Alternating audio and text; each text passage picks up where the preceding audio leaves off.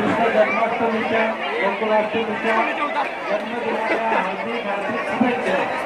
सर्व बाळगोपाळांना गोविंद भटकांना सुद्धा हार्दिक हार्दिक शुभेच्छा. या ठिकाणी उत्सव साजरा केला जातो आणि ही आपली संस्कृती, आपली परंपरा, आपला धर्माचा एक भाग आहे.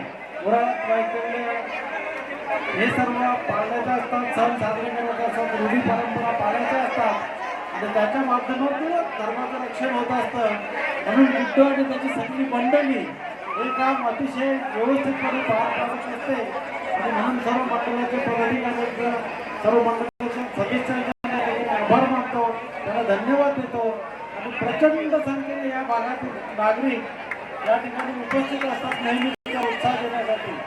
तर या भागातील नागरिकांचं देखील मी फार फार अभिनंदन करतो, त्यांना धन्यवाद देतो. आणि हा आज पावसाची सुद्धा हजेरी चांगल्या पद्धतीत आहे, चांगल्या प्रमाणात आहे. काही जणांना कंटाळा येत असेल, परंतु पाऊस हा गरजेचा असतो तरच जन्माष्टमीचा एक फूल येतो आणि तो एक चांगला कार्यक्रम झाल्यावर नक्कीच पाऊस येत असतो. आणि म्हणूनच पावसाचे देखील अभिनंदन करतो, आभार मानतो. पुन्हा एकदा सर्वांना गोकुळाष्टमीचे हार्दिक